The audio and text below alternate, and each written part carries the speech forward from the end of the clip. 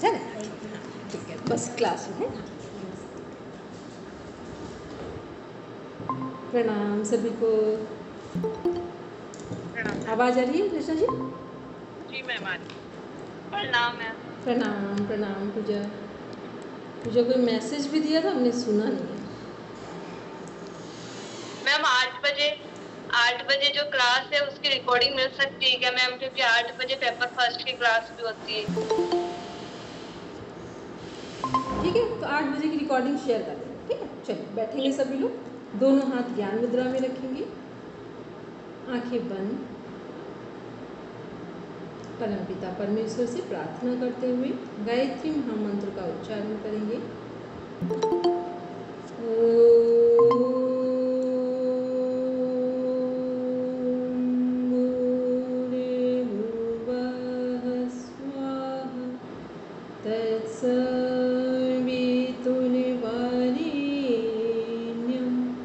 भर्गो देवस्य धीमहि धियो यो नः प्रचोदयात्।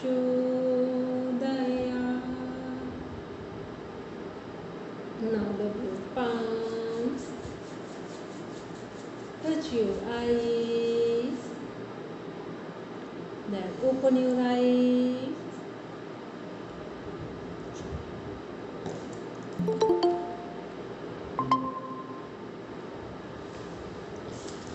अब अपना आज हम सबका टेस्ट लेंगे, क्योंकि हमने इसलिए बताया नहीं था किया क्या है, वो समझ में आ जाएगा वो सबका। ठीक है, शिवांश मम्मी को लेकर आयो। नमस्ते। दांत कहाँ चले गए शिवांश के? दांत कहाँ गए शिवांश? अच्छा कोई बात नहीं, जल्दी मंगवा लो उन लोगों से। ठीक, चलो सब सिलेबस अपना ओपन करेंगे। पहले तो सब सिलेबस बंद कर दें, केवल जो 10 यूनिट है हमारी फर्स्ट से 10 तक की, वो सीक्वेंस में बता दें। फर्स्ट से 10th नंबर तक की जो यूनिट के नेम हैं वो बता दें, जिनको जिनको लर्न हो हैंड रेज कर दें। सबको मेरा क्वेश्चन समझ में आ गया? ठीक है, अंजू अपना तो रिटर्न में हमको मैसेज सेंड करो, बाकी और लोग दीप्ति, अंजू, ठीक है, मोनिका मैम। चलिए शुरू करेंगे रचना जी से।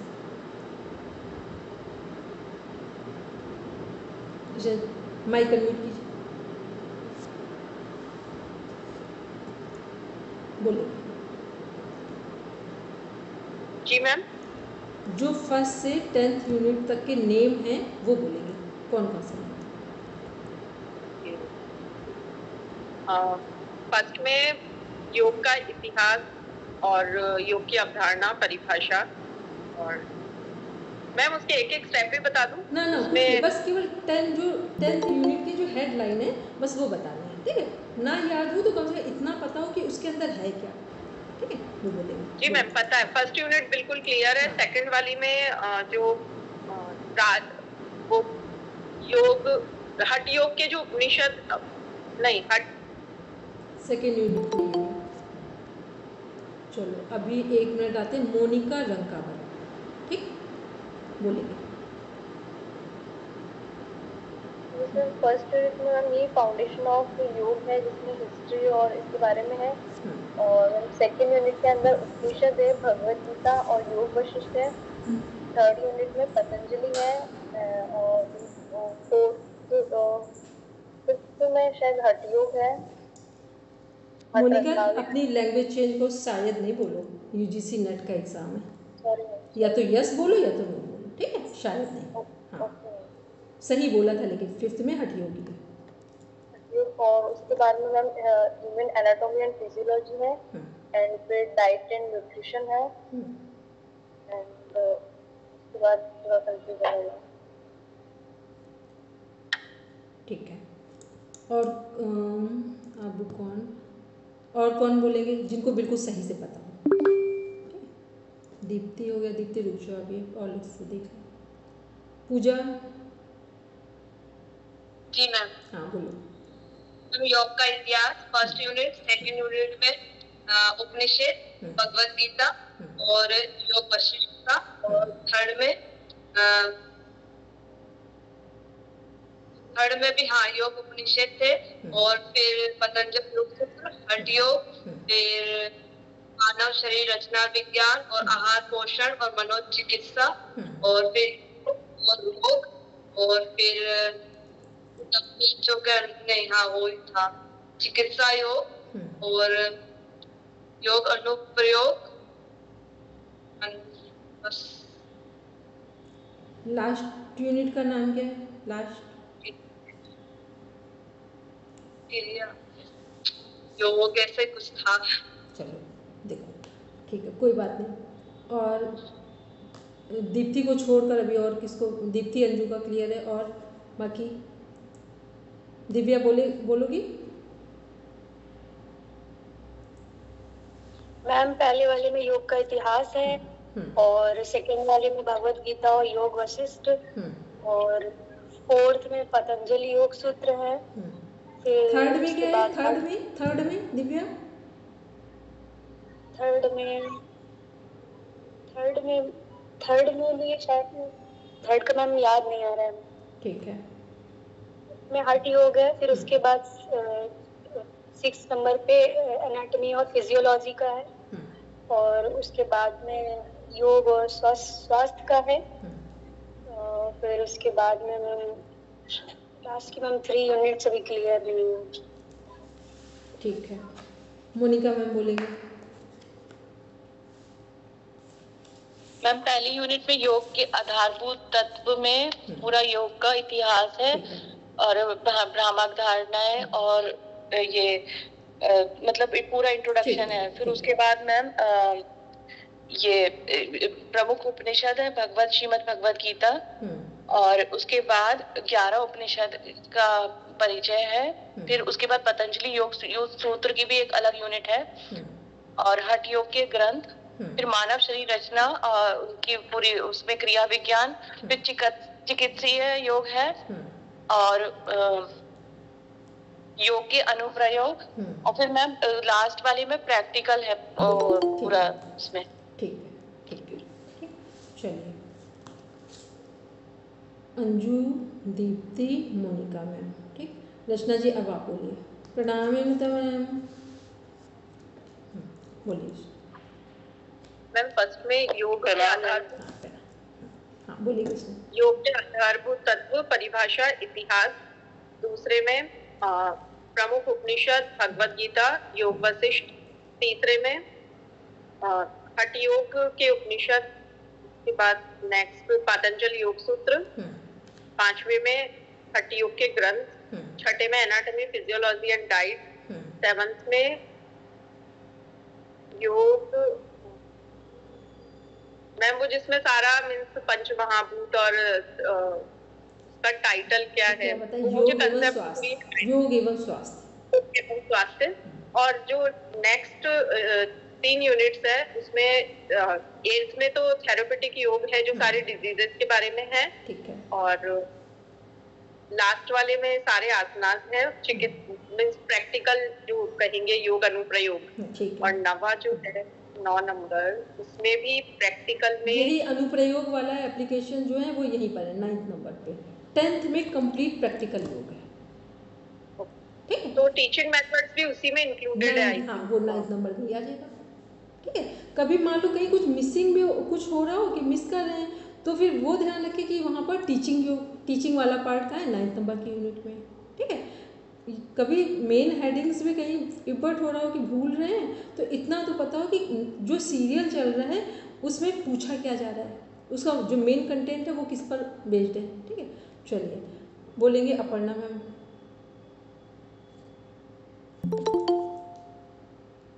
अच्छा अपर्णा मैम आप चल रहे हैं। फर्स्ट यूनिट, एक मिनट मैं एक डिवाइस से डिस्कनेक्ट कर रही हूँ। Hello Aparna ma'am. हाँ जी, हाँ बोलिए। अब ठीक है? हाँ अब ठीक है, अब सही है। हाँ, फर्स्ट यूनिट में हमारा इतिहास, योग का इतिहास है, विकास कैसे हुआ, फिर क्या भ्रामक धारणाएं हैं, उसके साथ में नारद भक्ति सूत्र, याज्ञवल्क्य, ये बस हो गया, योग के प्लस इतिहास में सब आ गया। अच्छा थोड़ा थोड़ा बताना। फिर मॉडर्न जो हमारे योगी हैं और जो उससे पहले के थे उनके बारे में है। बौद्ध मत, जैन मत के बारे में है। यूनिट 2 में हमारे 10 उपनिषद हैं। यूनिट 3 में हमारे 8 उपनिषद हैं। एक मिनट रुकेंगे, यहीं पर यूनिट 4 हमारी पातंजल योग सूत्र है। यहाँ पे ध्यान रखेंगे, जब सेकंड की बात करते हैं यूनिट में तो सभी लोगों ने, किसी ने नहीं बोला, इसलिए हमको लगा अब आपके इसमें लास्ट ले रहे हैं। क्या बोल रहे हैं? राजयोगिक उपनिषद है, ठीक। सेकंड यूनिट में राजयोगिक उपनिषद है और थर्ड में हठ योगिक उपनिषद है, ठीक है। हठ योग उपनिषद है, ठीक है ठीक है। यूनिट 2 में 10 उपनिषद हैं जो राजयोग से संबंधित हैं और यूनिट 3 में हठ योग से संबंधित है। लेकिन हठ योग का एम जो है वो राजयोगी है, लेकिन है हठ योग वाले 8 उपनिषद यूनिट 3 में। यूनिट 4 में पातंजल योग दर्शन है।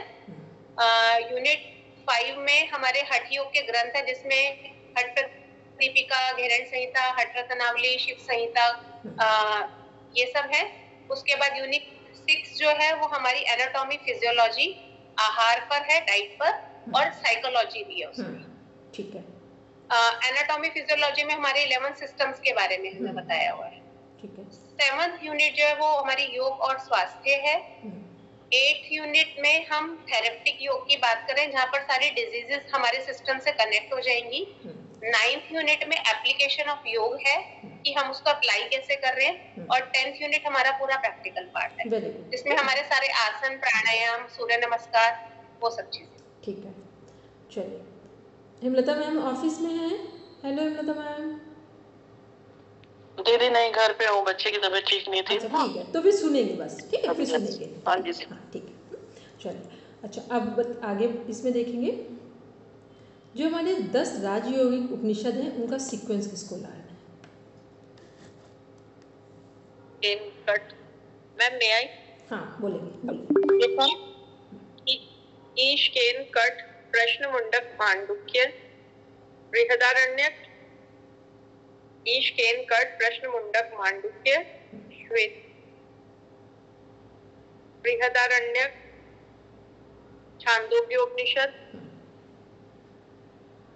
श्वेताश्वतर उपनिषद। ये है ही नहीं नेट के सिलेबस में, इधर राजयोग वाले में तो है ही।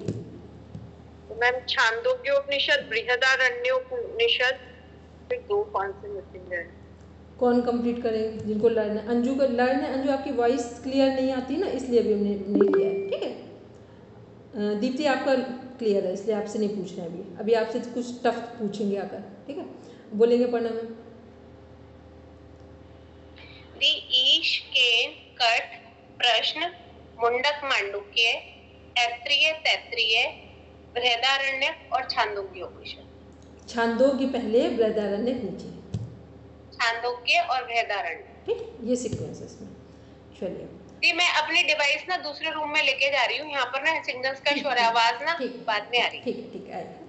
चलिए, अब जितने लोग को जो चीज़ें जहाँ तक लर्न है, जब कोई एक बता रहा होगा तो उसको हम सही कर लेंगे, तब तक सब लोग राइटिंग कर लेंगे, ठीक है, ताकि कोई फ्री में नहीं बैठेंगे। कि जिनको पता है बिल्कुल फाइनल है, जैसे दीप्ति, अंजू और भी कुछ लोग हैं, तो आराम से राइटिंग कर देंगे। फिर अभी जो टफ चीज़ें वहाँ पूछेंगे आपसे। चलिए नेक्स्ट आते हैं, जो हमारे हठ योग के ग्रंथ हैं वो आपके यूजीसी नेट में कितने ग्रंथ हैं वो बोलेंगे। बुक्स के नेम बोलना है, जिनको सभी बुक्स के नेम पता है वो हैंड रेज कर दीप्ति, ठीक है। अंजू, ठीक है दीप्ति। अंजू लर्न है सभी, ठीक है, ठीक। चलो जब तक एक बार राइटिंग कर लो और बोलेंगे। मोनिका मैम। Yes ma'am. हाँ बोलेंगे मोनिका मैम। मैम हठ योग प्रतिपिका, घेरण संहिता, हठ रत्नावली, सिद्ध सिद्धांत पद्धति और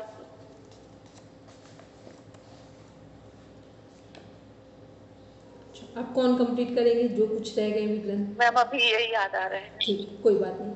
और एक मिनट मैम वशिष्ठ से मैम बोलना है क्या? हाँ, बोलो।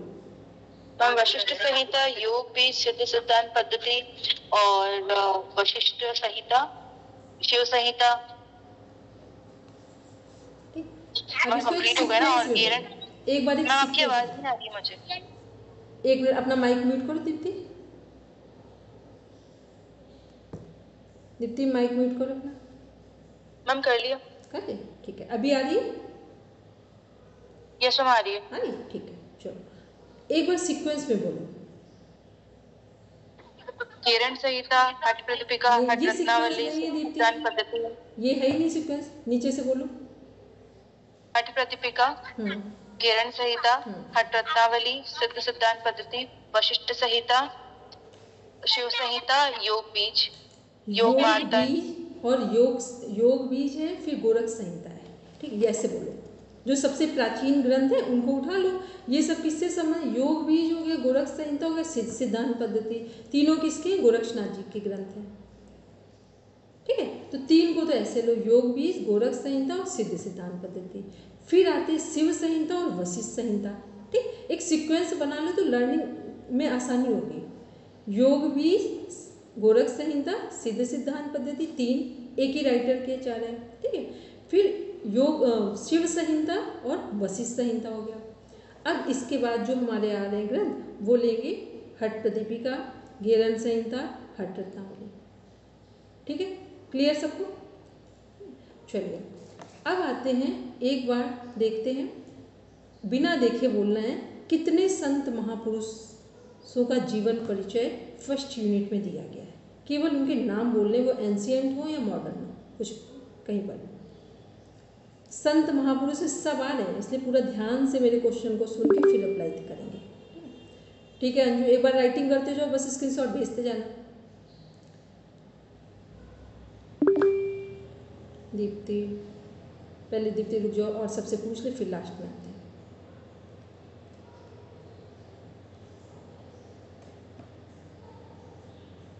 बोलेंगे पूजा। मैम कबीरदास, तुलसीदास और वो सूरदास, विवेकानंद का और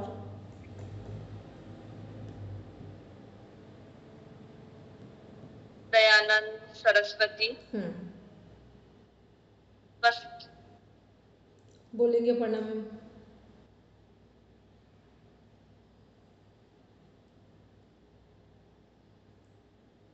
जिसको लर्न हो वो बोल दे, जिसको भी पहले लग रहा हो कि हम बता सकते हैं वो बोल दें। दीप्ति आप लोग का है, इसलिए मैं इस पर आपसे नहीं पूछ, जब सबसे पहले पूछ लें, कंफर्म नहीं हुआ तो आपके पास आ रहा है।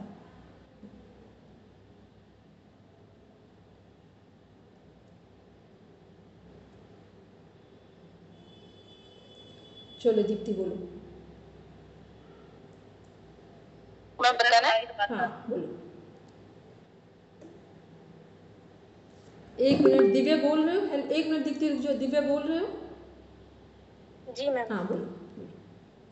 मैम गोरक्षनाथ जी, कबीरदास जी, सूरदास जी, विवेकानंद जी और पतंजलि जी और दयानंद जी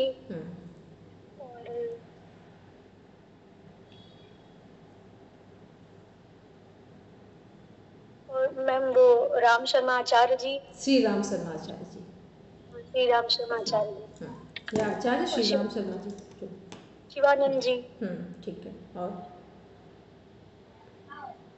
बस हम इतने ही आ गए। ठीक है, दीप्ति कंप्लीट करो। मैम स्टार्टिंग से करेंगे। कबीरदास, सूरदास, तुलसीदास, दयानंद सरस्वती जी, विवेकानंद जी। मैम मेरी आवाज आ रही है क्या? कुछ शोर आ रहा है, शिवांश का आ रहा है कि और भी किसी का आ रहा है? शिवांश का तो मैं ट्रेन में हूँ, शायद इस वजह से आ रहा हूँ। हाँ ठीक है दीप्ति, इसी वजह से आ रहा है। बोलो तभी।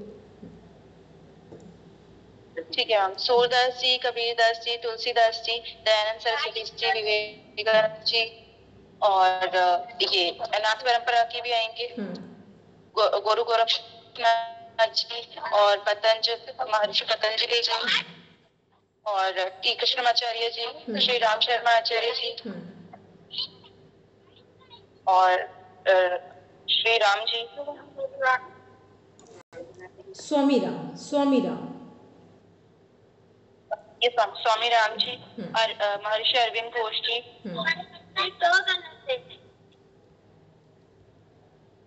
और मैम अभी मुझे याद नहीं आ रही, जब याद आएंगे मैं बता दूंगी वापस।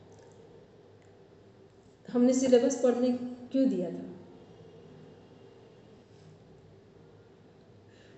इसीलिए दिया था ना इसलिए हमें लगा टेस्ट ले लेना चाहिए। अभी पहले से बताते तो शायद आपका माइंड दूसरा होता है। ठीक है, हमने 3 दिन का टास्क दिया था। महर्षि रमन। हाँ, वेरी गुड। और मैम शिवानंद, मैं ऐसे स्वामी शिवानंद। हाँ बोलो अंजू, आवाज सही आ रही है, बोलो। हाँ मैम, स्वामी शिवानंद। मैम कंप्लीट बोलो या वैसे कंप्लीट बोलो? हाँ पूरा बोलो। हाँ, कबीरदास, सूरदास, तुलसीदास, महर्षि रमन, स्वामी दयानंद सरस्वती, स्वामी विवेकानंद जी, स्वामी प्रीति कृष्णामाचार्य, श्यामाचरण लाहिड़ी और स्वामी शिवानंद जी और महर्षि योगी और हिमालयन योगी। मैम श्यामाचरण लाहिड़ी बोल दिया क्या? और प्रीति कृष्णामाचार्य, प्रीति कृष्णामाचार्य जी और श्यामाचरण लाहिड़ी। ठीक है, अभी और देखो, और भी बच रहे हैं। अब किसको लग रहा है कि और बच रहे हैं? कुछ नाम महर्षि महेश योगी बोलिए कि आपने। ठीक है, और हाँ यस बोल। नारद जी कहाँ गए और याज्ञवल्क्य जी कहाँ गए? मैम तो स्मृति में। अच्छा हाँ ठीक है मैम, याज्ञवल्क्य संत महापुरुष बोले थे ना हमने। ठीक है, उनका बोला था। ठीक है, तो ये पता है, जब सिलेबस पढ़ेंगे, अभी आप लोगों की क्या प्रॉब्लम आ रही है? आप लोग क्या कर रहे हो, जब बताते हो तो कहीं से भी बता रहे हो। बताना कैसे है? शुरू कहाँ से कर रहे हैं हम लोग? गोरक्षनाथ जी और महर्षि पतंजलि। ठीक, अगर एक सीक्वेंस माइंड में बिठा दिया है तो आप कभी भूलेंगे नहीं। और जब सीक्वेंस नहीं होगा तो एक ऊपर से एक नीचे से, फिर खुद ही याद नहीं रहेगा। और एक सीक्वेंस होता है तो अपने आप में पता चलता है इसके नीचे क्या होगा। ठीक है, चलिए। अब ये वैसे ही हो गया है कि आप हमेशा कहते हो ना योग सूत्र के सूत्र याद कर लो, तो जैसे सूत्र आप एक कनेक्शन में याद करते हो, एक तो वो याद हो जाते हैं, दूसरा उनमें क्या आना है वो चीजें भी। इसके इतने 5 प्रकार हैं। चित्त की वृत्तियों के 2 प्रकार हैं, 2 के 5 है, तो वो सूत्र जैसे जैसे आप करते हैं तो वो इंटरकनेक्ट होते जाते हैं, वो याद भी हो जाते हैं।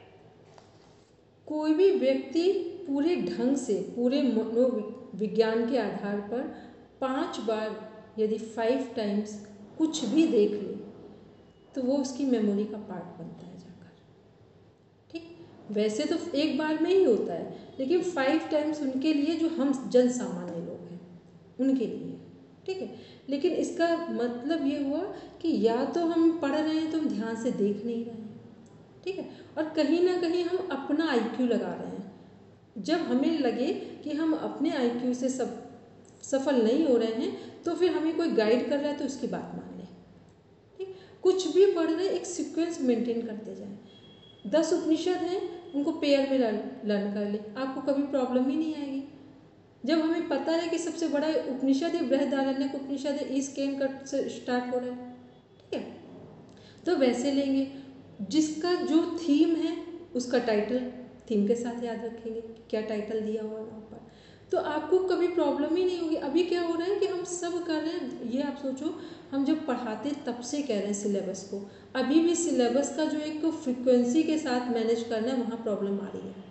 ठीक, हमने क्या बोला, एकदम सिंपल, संत महापुरुषों का जीवन पर, जबकि पता है सबको, ऐसा नहीं कि नहीं पता है। ठीक, ये इसलिए बोल रहे हैं, जब ये चीज़ें हमें ध्यान रहेंगी तो ऐसे ही जो इनके आंसर है वो भी ध्यान रह जाएंगे।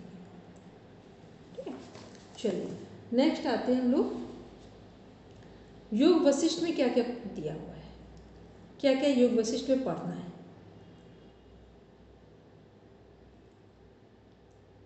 जिसको भी याद हो बस वो हैंड रेस करें। योग वशिष्ठ में हम लोगों को क्या क्या पढ़ना है। दीप्ति अभी लास्ट में आते हैं।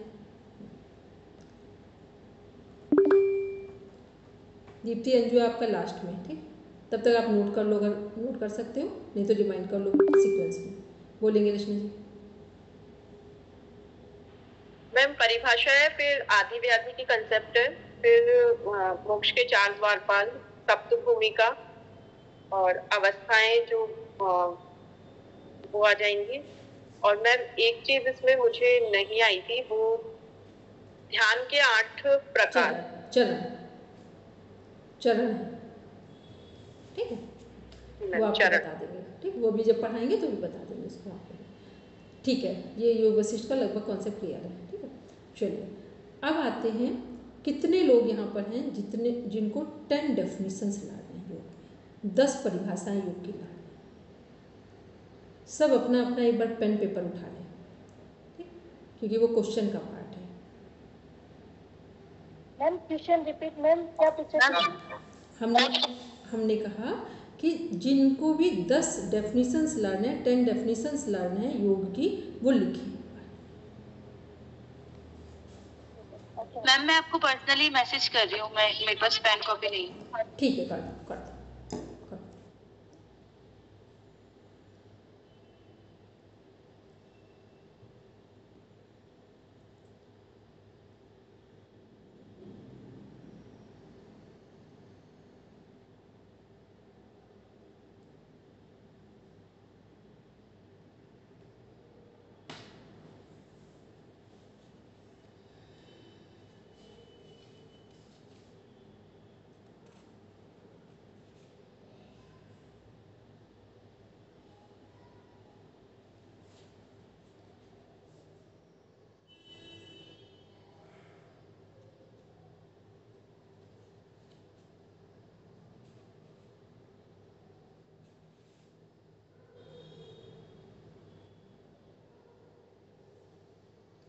हेमलता मैम, आप नहीं भी लिखें, कुछ भी ना करें, एक बार अपने माइंड में डेफिनेशंस रिपीट करेंगे कि हमने 10 डेफिनेशंस लिखने को बोला है योग की। आप अपने माइंड में देखेंगे कि कितनी लाइन है। ठीक है दीदी। नहीं, यहाँ पे हम डेफिनेशंस किस चीज की लिखेंगे? जैसे स्वास्थ्य की, योग दर्शन, योग पर योग दर्शन श्रीमद् भगवद गीता के अनुसार, ठीक, ऐसे, क्योंकि वो सारे क्वेश्चन हैं आपके, तो रेफरेंस के साथ देंगे।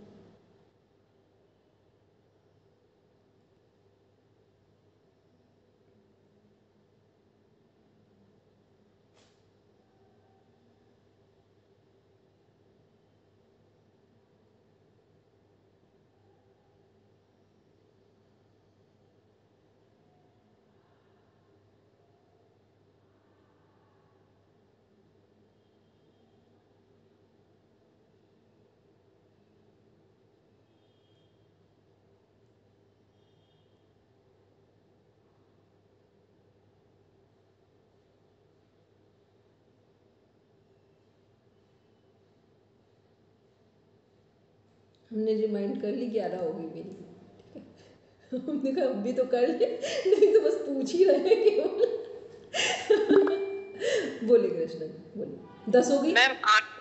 8 हो पाई है। ठीक है, एक बार रेफरेंस बोलिए, सब मैच कर लेंगे सब लोग, ठीक, बोलेंगे रेफरेंस। मैम सबसे पहले योगश्चित्त वृत्ति निरोध है महर्षि पतंजलि के अनुसार। इंद्रियों की स्थिर धारणा का नाम योग है कठोपनिषद के अनुसार। योग है समाधि महर्षि वेदव्यास जी। श्रीमद् भगवद गीता, योग है कर्मसु कौशलम समत्वम योग उच्यते, एक 6.23 में है, तो उसका मैंने श्लोक लर्न किया है। दुख संयोग से वियोग होना योग है, ठीक है, ठीक है। और मन प्रश्मनोपाय योग इत्यभिधीयते, योग वशिष्ठ के अनुसार। आचार्य श्री राम जी शर्मा के अनुसार जीवन जीने की कला और विज्ञान योग है। और शिव शक्ति का मिलन ही योग है रांगेय राघव जी के अनुसार। ये तो आपकी काफी हो गई, ठीक। अब इसी में महर्षि अरविंद पूर्ण जीवन ही योग है, इंटीग्रेटेड योगा। हाँ, इंटीग्रेटेड संपूर्ण जीवन ही योग है, ठीक है, वो हो गया। याज्ञवल्क्य की स्मृति के अनुसार क्या है? आत्मा और परमात्मा का मिलन योग है, ठीक। हठ प्रदीपिका के अनुसार क्या है? जैसे जल में नमक घुलता है वैसे ही श्वासों का मिलना योग है, ठीक है। और जितने हठ योगी का हा और ठा का मिलन ही योग है, ठीक है। और हम इसमें ये सारी डेफिनेशन, तो ये पूरी जो अभी हम लोगों ने बोली है 14 हो गई है टोटल, कुछ चीज़ें माइंड, ये क्या है, वहाँ पे कहीं रेफरेंस पूछा जाएगा और कहीं वहाँ पर डेफिनेशन पूछी जाएगी, उसको ऑप्शन में मैच करना होगा हमको। ठीक, चलिए। अब जितने लोगों ने ये बात को ध्यान में नहीं रखा वो अपना क्वेश्चन लिखते जाएंगे कि ये हमने नहीं लर्न था, उसको करना है। ठीक, चलिए। एक बार जो हमारे दर्शन हैं वो कितने लोगों को लर्न है, आस्तिक भी और नास्तिक भी, सीक्वेंस में, पेयर के साथ। दीप्ति, अंजू, ठीक है। दीप्ति, अंजू अपना राइटिंग कर लो फटाफट। ठीक, बाकी जिसको लर्न हो, पूजा बोलेंगे, पूजा।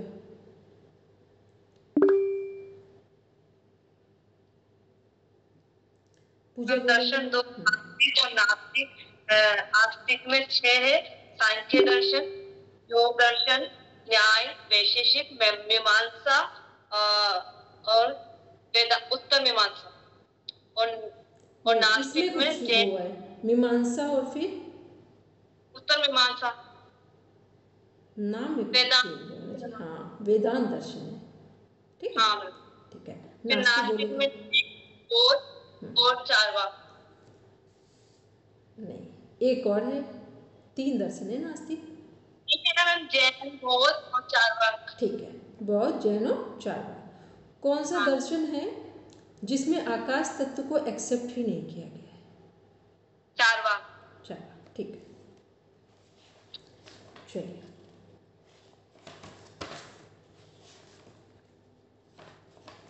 अब कुछ हम आपसे कंटेंट पूछेंगे, आपको बुक का नेम बताना है और चैप्टर का नेम बताना है कि बुक कौन सी है। बुक तो जल्दी समझ जाएंगे, लेकिन चैप्टर का नेम बताना है। ठीक है। ईश्वर की अवधारणा का वर्णन कहाँ है? प्रॉपर क्वेश्चन है।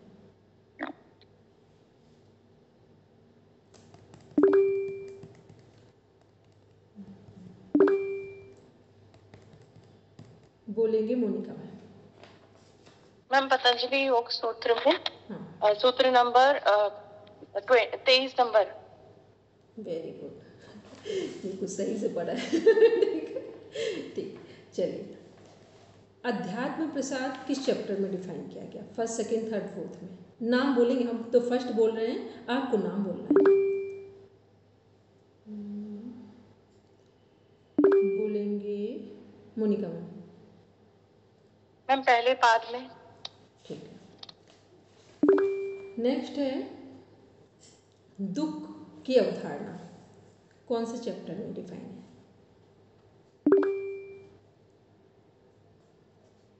दीप्ति, आपसे, अंजू से अभी हम नहीं पूछेंगे, बस आप नोट करते जाएंगे केवल।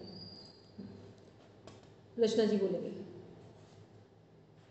साधन पाद। ठीक है। दुख है कितने? दुख के संदर्भ में जो चतुर्युगवाद है वो क्या है? हान हानोपाय, हेय हेतु हान हानोपाय। ठीक है, वेरी गुड। नेक्स्ट आते हैं, समाधि का परिचय किस चैप्टर में? या समाधि की प्राप्ति किस चैप्टर में? क्योंकि समाधि तो पूरे में है ना, तो यहाँ कहीं कंफ्यूजन भी हो जाए। ठीक है, चलो अपने कॉमन सेंस से बताएंगे, फिर हम बता दे रहे हैं। ठीक है, क्योंकि समाधि तो पूरा जहाँ से स्टार्ट हो रहा है लास्ट तक समाधि है। बोलेंगे दिव्या। हम केवल निपात। केवल निपात में नहीं है समाधि का परिचय। परिचय बोला है ना, तो थर्ड में हुआ धारणा ध्यान समाधि। ठीक है, वो तो प्राप्ति है वहाँ। केवल निपात में क्या है? प्राप्ति है, ये ध्यान रखेंगे। ठीक, मैंने वही सुना कि आपने बोला प्राप्ति। हाँ ना, हमने परिचय कहा था, प्राप्ति नहीं कहा था। ठीक है, प्राप्ति की जब बात आएगी तो 4th चैप्टर जाएगा। बोलेंगे रचना जी। मैम ये तो जो प्रथम पाद है उसी में 1.17 में शुरू है, फिर वापस उसको डिफाइन उधर 141 के बाद से किया है। यहाँ जो परिचय की बात की ना, वो तो हम लोगों ने जो पढ़ा है वहाँ तो हमें पूरा एक गोल दिखा दिया गया है। ठीक, योगस्थ चित्तवृत्ति क्या है कि हमको एक गोल बताया गया है। जैसे अभी आप लोग पढ़ने जा रहे हैं तो आपको के माइंड में है ना कि नेट को क्वालिफाई करेंगे, तो नेट क्वालिफाइड होने के बाद हम क्या करेंगे, या नेट क्वालिफाइड हम क्यों होने जा रहे हैं। ठीक है, क्योंकि क्यों नहीं पता होगा तो नेट में आप एडमिशन ही क्यों लोगे। ठीक है, बोलेंगे हिमलता। Hello इमृता ma'am. दीदी एक बार समापत्ति का बता देना, थोड़ा सा वो ठीक कंफ्यूजन होता है। ठीक, बताते हैं। तो ये क्या हो गया, परिचय का मीन्स हो गया जो धारणा ध्यान समाधि परिचय वो वहाँ पर जा रहा है, ठीक है, तो वो उसमें ध्यान रखिए। ठीक, अब आते एक बार वो हिमलता मैम का क्वेश्चन, समापत्ति। समापत्ति क्या है, संप्रज्ञात समाधि का एक पार्ट है या अवस्था है। ठीक, समापत्ति क्या है, संप्रज्ञात समाधि का एक पार्ट है, अवस्था है। हिमलता मैम अभी आपके पास बुक है क्या? बुक है तो ठीक है, नहीं है तो क्या करना है, जो हमारा 42 नंबर का सूत्र है उसको देखेंगे, वो समापत्ति पर आधारित है। ठीक है, उसका मीन्स क्या है कि क्वेश्चन आता है कि इसमें दिया भी हुआ है कि समापत्ति और संप्रज्ञात समाधि क्या है, तो कई बार लगता है कि समापत्ति में संप्रज्ञात समाधि है कि संप्रज्ञात समाधि में समापत्ति है। तो संप्रज्ञात समाधि के अंदर समापत्ति एक अवस्था है जिसमें हम लोग क्या करते हैं, शब्द और इनसे बाहर जो स्थूल समाधि जिसकी बात की जा रही है, ठीक है, वो सब कहाँ कनेक्ट हो रहे हैं, समापत्ति में कनेक्ट हो रहे हैं जाकर। ठीक, तो क्वेश्चन बहुत बार रिपीट हो चुका है कि समापत्ति क्या है, तो समापत्ति अवस्था है, किसकी अवस्था है, संप्रज्ञात समाधि की। ठीक है मतलब, और बाकी एक बार उसको जो हाँ उसको देखेंगे, अभी तो उसको जब एक बार रिवीजन में पूरा लेंगे, ठीक है, लेकिन जो प्रॉपर आंसर है वो क्या है, संप्रज्ञात समाधि की अवस्था का नाम है। अब आते हैं नेक्स्ट, देखते हैं इसमें संयम क्या है, बोलेंगे प्रणाम। इसमें समापत्ति में जो लिखा हुआ है ये सवितर्क समाधि जो है, हमारी जो चार होती है संपर्क समाधि की, सवितर्क निर्वितर्क जो होते हैं, तो ये सवितर्क जो है ये समापत्ति है। यही समापत्ति हमने बोला ना, स्थूल विषयों पर जो की जा रही है समाधि। हाँ ठीक है, तो वो उसी के अंदर का हिस्सा है, उसी का पार्ट हुआ संप्रज्ञात समाधि के अंदर। ठीक है, बोलेंगे हिमलता मैम। धारणा ध्यान और समाधि यही तो संयम है ना। हाँ, धारणा ध्यान समाधि ये क्या है, ये हमारा संयम है। तो जितना विभूति पाद है, इस पर इतने क्वेश्चन कंफ्यूजन में आते हैं, जितना विभूति पाद है वहाँ जितनी भी विभूतियाँ मिलेंगी वो किसके आधार पर मिलेगी, धारणा ध्यान समाधि के आधार पर मिलेंगी। ठीक, क्योंकि एक समाधि क्या है, संयम के साथ पाठ हो रहे हैं। फिर अंतिम अवस्था क्या है कि संयम का जो समाधि वाला हिस्सा है इसी को हम प्राप्त करेंगे। वो प्राप्त कब करेंगे, जब सभी विभूतियों से वैराग्य होगा। तो यहाँ कंफ्यूजन क्या हो जाता है कि धारणा ध्यान समाधि संयम है, फिर प्राप्त हमें समाधि ही करनी है, और जब संयम करेंगे किसी को वही विभूति हमको मिलेगी।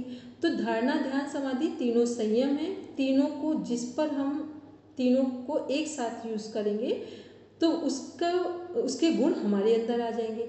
मान लो हम लोग ने हाथी के समान जो बल आ रहा है भीम के अंदर है जो थे, तो हाथी के समान जो बल आ रहा है वहाँ क्या लगा है, धारणा ध्यान समाधि तीनों एक साथ लगे। तो हाथी का बल का मीन्स है हाथी वाली एनर्जी हमारे अंदर आ रही है। ठीक है, मित्रों पर हम संयम कर रहे हैं, या हम ये बोले कि हम चंद्रमा पर संयम कर रहे हैं, तारों पर संयम कर रहे हैं। तो तारों पर संयम क्या है, जितने एस्ट्रोलॉजर हैं जो उच्च श्रेणी के, वो किस पर संयम कर रहे हैं, तारों पर। ठीक है, तो जहाँ तो ये क्या होगा, ये क्या है, ये हमारी समाधि नहीं है, ये विभूति है। संयम करने से प्राप्त हुई है, लेकिन ये समाधि नहीं है, ये क्या है, विभूति है। समाधि जब प्राप्त होगी तो कब प्राप्त होगी, जब सभी विभूतियों से वैराग्य होगा। ठीक, क्योंकि वहाँ जब क्वेश्चन देखेंगे इतना सिमिलर लगेगा कि सब आता है हमको। ठीक, लेकिन कॉन्सेप्ट कितना डीप में जा रहे हैं कि समाधि धारणा ध्यान समाधि संयम है, संयम से विभूति प्राप्त होगी, लेकिन विभूति से समाधि और कैवल्य प्राप्त नहीं होगा। विभूतियों से वैराग्य हो जाएगा, जो विभूति पाद पूरा है हम लोगों का समस्त रूप से, जब पूर्णतः वैराग्य होगा तब हमें समाधि जो प्राप्त होगी वो कौन सी समाधि, असंप्रज्ञात समाधि, कैवल्य मोक्ष, उसी का नाम है। चलो, अभी किसी का कंफ्यूजन हो इस बात पे तो एक बार हम क्लियर कर दें यहाँ पर। ठीक है, चलिए फिर नेक्स्ट देखते हैं इसमें कर्म के 4 प्रकार किस चैप्टर में डिफाइन है।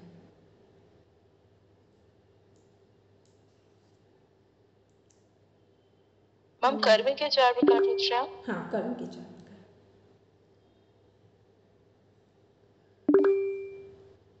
ये सब हम सिलेबस से डिस्कस करें, अलग से कुछ नहीं पूछा हमने। अंजू दीप्ति और देख ले। हेमलता मैम बोलिए कर्म के 4 प्रकार। चौथे पाद में है ना, केवल्य पाद में। चौथे में, ठीक है, चौथे पाद में है और इसको बहुत ध्यान से याद रखना है। 7th नंबर है, इसका नंबर अक्सर पूछा जाता है, ठीक है, कि 7th नंबर पे है। चलिए ठीक है, अब नेक्स्ट आते हैं इसी में सिद्धि के 5 साधन। सिद्धि के 5 साधन किस चैप्टर में डिफाइन, और ये 5 साधन है कौन से?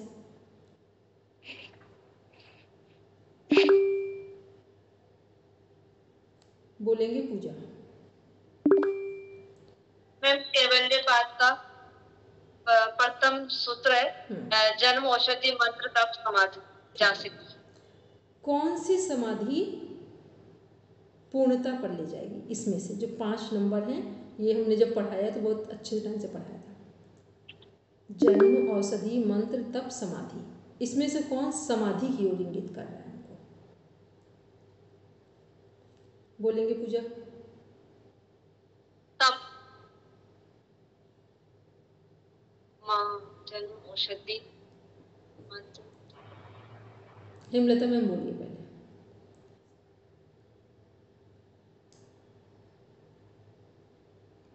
दीदी इसमें लास्ट वाली जो समाधि से होने वाली सिद्धि होती है, ठीक, समाधि, क्योंकि अभी बोला था ना हमने कि संयम में क्या था, हमारी तीनों चीजें थी, धारणा, ध्यान, समाधि। तो ये जो समाधि है ये संयम ही है, उसी पर अपने सिलेबस पे लिखिए जाकर वहाँ पर कि ये जो समाधि के जो 5 सिद्धियाँ हैं, इसमें जो समाधि है ये क्या है? संयम है हमारा, धारणा ध्यान समाधि है, ठीक। तो धारणा ध्यान समाधि जहाँ पर होगी, यही इसी की उच्च अवस्था हमें समाधि तक पहुँचा देगी, कैवल्य को। तो जब पढ़ेंगे तो क्या करना है? धारणा ध्यान समाधि भी लिखेंगे, एरो लगाकर जब समाधि लिखेंगे उसको ब्रैकेट में कैवल्य लिखेंगे जाकर, ठीक। तो बिल्कुल कॉन्सेप्ट क्लियर होगा कि ये धारणा ध्यान समाधि संयम है, इससे हमको सभी विभूतियाँ प्राप्त होंगी, और इन विभूतियों से जब वैराग्य आएगा, वो जो समाधि है उसका नाम कैवल्य मोक्ष है, जिसको योग चित्त वृत्ति निरोधा बोल रहे हैं, तदा दृष्टि स्वरूप व्यवस्थान बोल रहे हैं, ठीक है। क्योंकि देखो जो हम लोग इसमें पढ़ रहे हैं ना, इसमें कुछ भी नहीं है, पूरा कॉन्सेंट्रेशन है यहाँ पर। जितना ध्यान से आपका कॉन्सेप्ट क्लियर है उतना आपका पेपर क्लियर है। इसमें कोई व्यक्ति चाहे 1 हफ्ते में तैयारी करे, 1 हफ्ते में चला जाएगा वो पढ़ करके, ठीक है। तो केवल इसमें ध्यान से समझना है कि जो बात पूछी जा रही है उन सब के बीच में अंतर क्या आ रहा है, डिफरेंट क्या आ रहा है, डिफरेंस, जो डिफरेंस है उसके अगर डिफरेंस को हम समझ पा रहे हैं कि दोनों के बीच में, 2 बातों के बीच में जो डिफरेंस है वो यदि माइंड में क्लियर है तो आंसर सही जाएगा आपका। और जब लगेगा सब एक जैसे लग रहे हैं तो पढ़ने में आसानी लगेगी, आंसर देने में कठिनाई होगी, ठीक। चलिए नेक्स्ट आते हैं, इसी में देखते हैं दृश्य और दृष्टा क्या है, उसके दूसरे नाम बोलेंगे। दृश्य और दृष्टा के सिनोनिम जो पर्यायवाची हैं वो बोलेंगे पढ़ना में। बोलेंगे पढ़ना में। जो दृश्य है वो हम प्रकृति है और जो दृष्टा है वो आत्मा है, ठीक है। अब उसकी भाषा में बोलेंगे योग दर्शन की।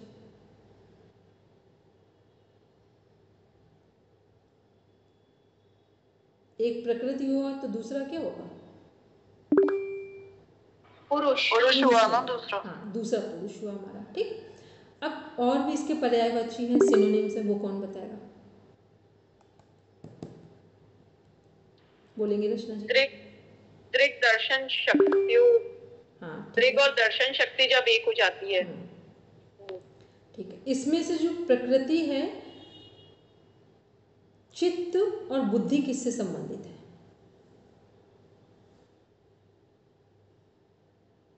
बोलेंगे अंजू। मैम प्रकृति से ये चित्र, ठीक है, वहां पर ये मैचिंग में आते हैं क्वेश्चन।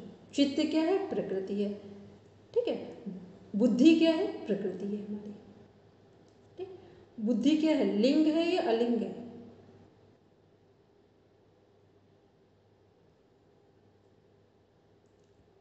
बोलेंगे मोनिका मैम। मोनिका मैम बोलेंगे। मैम अलिंग है ये।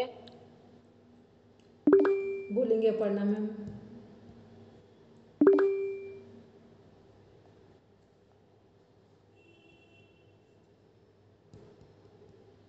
दिव्या बोलेंगे।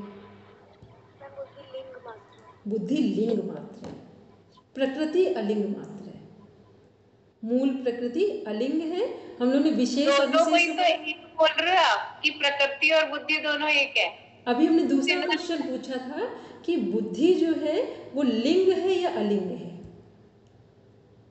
पर उससे पहले तो आपने कहा था प्रकृति और बुद्धि एक ही है। नहीं, हमने कहा था कि चित्त और बुद्धि क्या है, तो चित्त भी प्रकृति है, बुद्धि भी प्रकृति है। फिर हमने क्वेश्चन पूछा कि बुद्धि लिंग मात्र है या अलिंग है। तुमने लिंग मात्र नहीं बोला था, लिंग और अलिंग बोला, तो बुद्धि लिंग मात्र होगी। जो प्रकृति है वो मूल प्रकृति अलिंग है। मूल प्रकृति का मतलब जब तक वो पुरुष के संपर्क में नहीं आई है तब तक वो है अलिंग मात्र। क्योंकि जब तक कोई मान लो प्रकृति है उसमें आत्मा जुड़े ही ना, तब तक तो अपने वो वास्तविक स्वरूप में है, तो वो अलिंग है। यहाँ पर विशेष अविशेष लिंग मात्र अलिंग यही पढ़ा था ना हम लोगों ने, जो 19 नंबर का सूत्र था, जो प्रकृति के 24 तत्वों में देखा था। ठीक, चलो नेक्स्ट आते हैं, इसी में देखते हैं महाव्रत कहाँ डिफाइन किए गए हैं, क्योंकि इनके सूत्र नंबर पूछे जाते हैं चैप्टर के साथ। बोलेंगे रचना जी। मैम साधन पाद में जो 5 यंग हैं वही जब सार्वभौमिक हो जाते हैं तो वो महाव्रत बन जाते हैं। 29 से शुरू हो रहे हैं। ठीक, कौन सा नंबर है, किसको याद है? सूत्र नंबर बोलो दीप्ति। 131। ठीक, चलिए नेक्स्ट देखते हैं हम लोग इसी में अनिद्रा, अवसाद, तनाव और चिंता। ध्यान से सुनेंगे। अनिद्रा, अवसाद, अनिद्रा हमारा जो इंसोमिया हो गया, अवसाद डिप्रेशन हो गया, चिंता एंजाइटी हो गई, तनाव स्ट्रेस हो गया। ठीक, ये कहाँ डिफाइन है, कौन से नंबर पे आएंगे, यूनिट कौन सी है?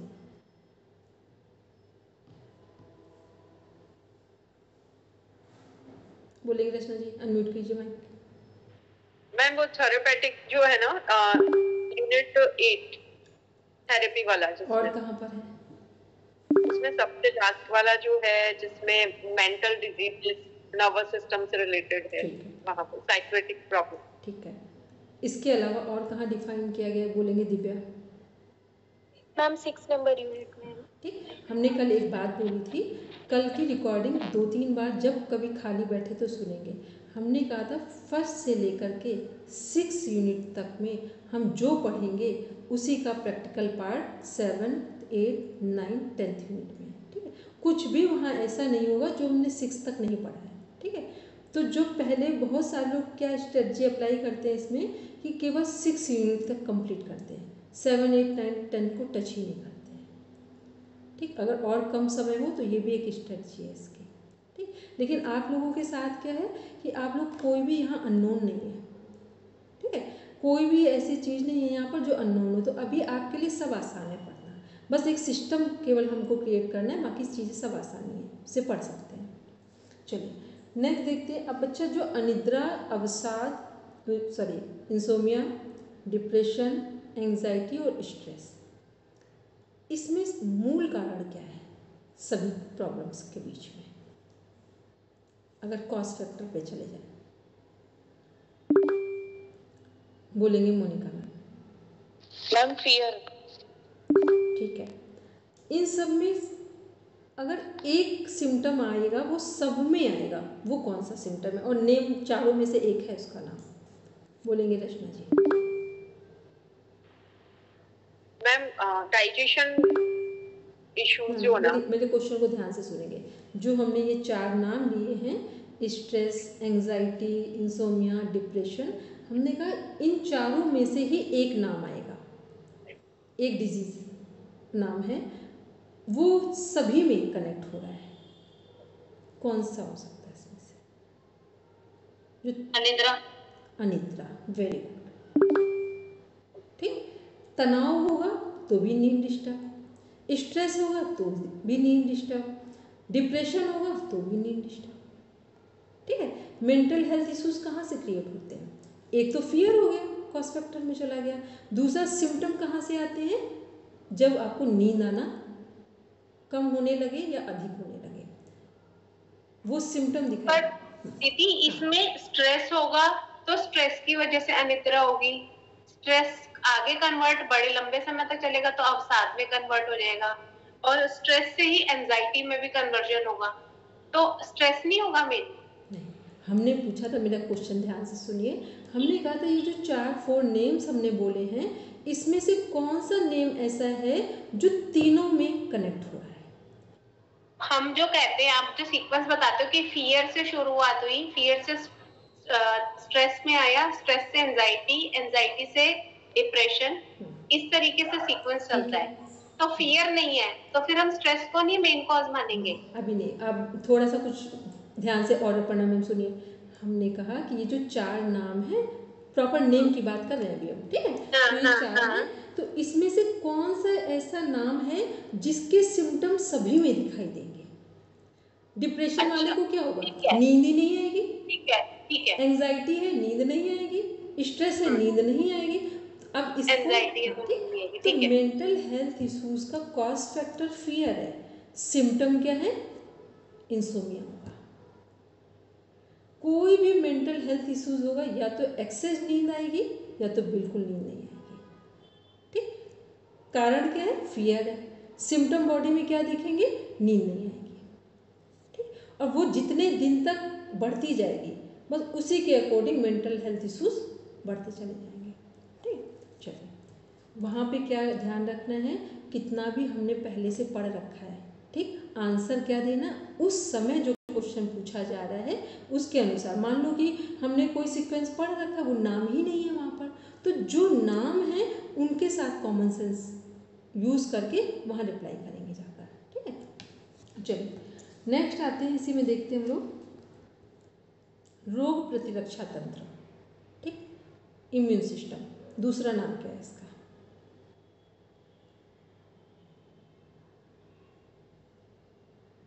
बोलेंगे Monika ma'am? Lymphatic system. Very good Monika ma'am, आपका विकास बहुत तेजी से हुआ है, तो हम सब लोगों की ब्लेसिंग्स है उसमें। ठीक है की कृपा है बस। जब पढ़ेंगे ये सबको ध्यान में रखेंगे। कोई भी ऐसा शब्द है जो हमें पता है और ये भी पता है कि उसका दूसरा नाम, और जितने बार हम पढ़ाते हैं हमेशा अगर कोई भी इसके सिनोनिम्स पर्यायवाची होते हैं उसी के साथ बोलते हैं। तो जैसे पढ़ रहे हैं तो यहाँ पर हमें क्या करना है, इसीलिए तो हमने बोला था कि सिलेबस के ऊपर पेंसिल से मार्क करेंगे कि जो उसका नाम है वो वहीं पर नोट डाउन कर देंगे जाकर। ठीक है, कि दूसरा और क्या नाम है इसका। चलिए नेक्स्ट है क्वेश्चन, नेफ्रॉन कहाँ की सेल है? बोलेंगे तो सुनिए। किडनी। ठीक है, सिस्टम कौन सा है? Excretory system. चलिए इसके नाम बोलिए, 2 नाम हो गए इसके।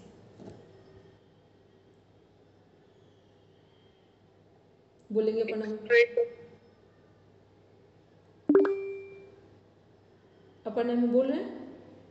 सिस्टम के 2, सिस्टम में जो पार्ट्स हैं उनके नाम बताने। एक्सक्रीटरी सिस्टम के 2 नाम हैं और भी सिनोनिम्स, इसे बोले पर्यायवाची। बोलेंगे दीदी हिंदी में तो उत्सर्जी तंत्र बोलते हैं ना। उत्सर्जी तंत्र तो सबका मीनिंग है, इंग्लिश में उसके और भी नाम है 2, जैसे लिम्फेटिक और इम्यून सिस्टम बोला है, ऐसे इसके 2 और नाम है, वहाँ पे क्वेश्चन में दिखेगा आपको। ठीक है, बोलेंगे Deepti? Ma'am renal. Very good, ma'am सही आंसर। फिर दूसरा यूरिनरी सिस्टम।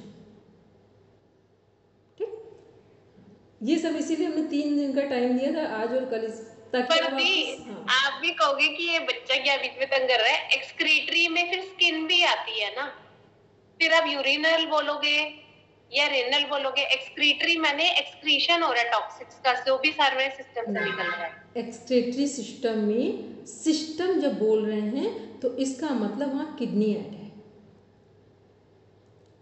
एक्सक्रीटरी में ब्लड को फिल्टर कौन कर रहा है, किसी भी फॉर्म में फिल्टर कौन करेगा, ठीक है। तो वो और फिल्टर जो तो उसको क्या बोलते थे, जो हमारा कफ निकल रहा है, पसीना निकल रहा है, उन सब चीजों को क्या बोलते हैं? ये हमारे ऑर्गन्स हैं, 4 हैं। कौन कौन से हैं इसमें से? लंग्स और पसीना जो स्किन हो गया, स्किन हो गया 2, और लीवर हो गया, किडनी हो गया, ठीक। लेकिन जब सिस्टम पूछा जाएगा तो पूरा ध्यान में रखना वहाँ किडनी ही आएगा, क्योंकि सिस्टम में जैसे 3 चीज़ों को हमें को रिलेट करते हैं ना, कि लंग्स क्या करते हैं, रेस्पिरेटरी सिस्टम का वर्क क्या है, ब्लड को प्यूरिफाई करना। फिर प्यूरिफाइड ब्लड को कौन सा सिस्टम पूरी बॉडी में पहुंचा रहा है, ऑर्गन है हार्ट, सिस्टम है सर्कुलेटरी सिस्टम, ठीक। फिर जो ब्लड है हमारा उसको फिल्टर कौन कर रहा है, तो फिल्टर कर रहा है हमारा एक्सक्रीटरी सिस्टम। ऑर्गन कौन से, किडनी, ठीक। कुछ एकदम सिस्टम भी मेजर सिस्टम है और उनमें जो वर्किंग प्रोसेस है वो प्रॉपर उनके ऑर्गन है। अगर लंग्स की बात करेंगे तो ऑक्सीजनेटेड ब्लड, हार्ट की बात करेंगे सप्लाई का काम कर रहा है, किडनी की बात करें तो फिल्टर हो रही है, यहाँ पर ब्लड फिल्टर हो रहा है हमारा, ठीक। क्योंकि ये एग्ज़ाम कुछ नहीं है, केवल समझदारी पर आधारित है, पर इस एग्ज़ाम को जिसने पास किया तो उसका दिमाग खुल जाता है, अगर सही से पास किया है तो, ठीक है, इसमें कोई डाउट नहीं। चलिए अब आते हैं नेक्स्ट, हम लोग देखते हैं इसी में आरएनए डीएनए किससे संबंधित है। आरएनए और डीएनए किससे संबंधित है?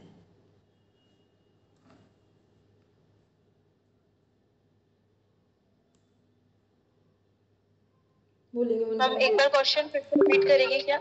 आरएनए और डीएनए बोलते ना, डीएनए हमारा डीएनए बच्चों में, ठीक है, तो आरएनए डीएनए किससे संबंधित है, बोलेंगे मोनिका मैम?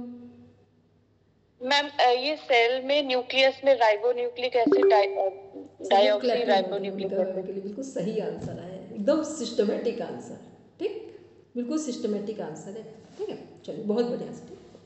पता है सब लोग जब आप करेंगे सिलेबस को फिर ऐसे करेंगे, इसलिए हमने ये सारी चीज़ें पूछी कि कई बार आप लोग कर रहे होते ना तो लगता है हमें बिल्कुल कंप्लीट हो रही हैं चीज़ें, ठीक। और जब सिलेबस रीड करने की बात करें ऐसे तो रीड करना था, ठीक है, तो ऐसे करेंगे ना तो पता ही नहीं चलेगा कि आपको कब सभी चीज़ें क्लियर हो गई, क्योंकि इस समय आप लोगों में से जितने लोग यहाँ पर हैं, अगर हम अपने से बोलें तो ये तो हमारा पूछने का तरीका, क्योंकि हम तो एग्जामिनर के पॉइंट ऑफ व्यू से बात करेंगे, अदरवाइज आपका 50 to 60% सिलेबस कंप्लीट है, ठीक। लेकिन वहाँ जाके क्या प्रॉब्लम होगी, अगर आपने ऐसे तैयार नहीं किया कि आपको चीज़ें आती भी हैं और रिस्पॉन्स सही नहीं कर पाए, ठीक। तो केवल आपको रिस्पॉन्ड कैसे करना है, आंसर को रिप्लाई कैसे करना, बस वो तरीका आपको सीखना है और समझना है।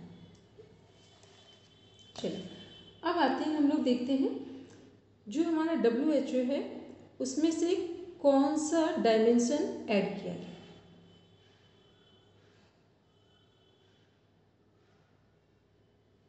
बोलेंगे रश्मि जी?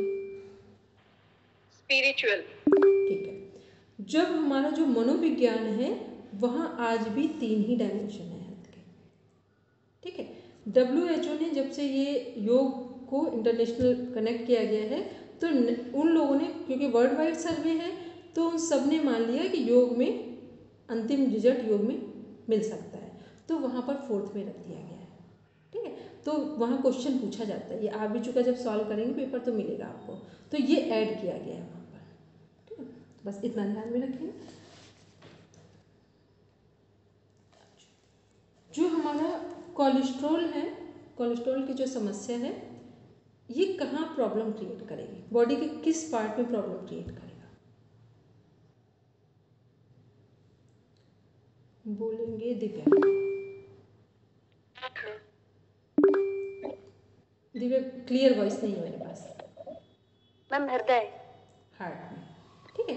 क्या होगा, कोलेस्ट्रॉल की प्रोसेस क्या है कि कोलेस्ट्रॉल में ब्लड गाढ़ा हो जाएगा, जो हमारी आर्टरीज वेन्स कैपिलरीज हैं वहाँ से ब्लड पतला होगा तो निकलने में आसानी होगी, और गाढ़ा हो जाएगा तो निकल नहीं पाएगा।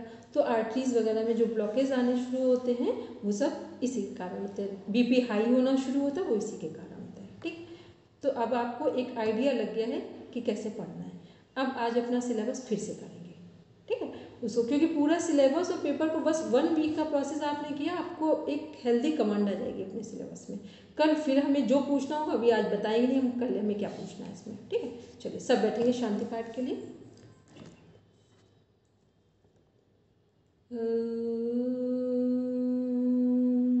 शांति शांति शांति।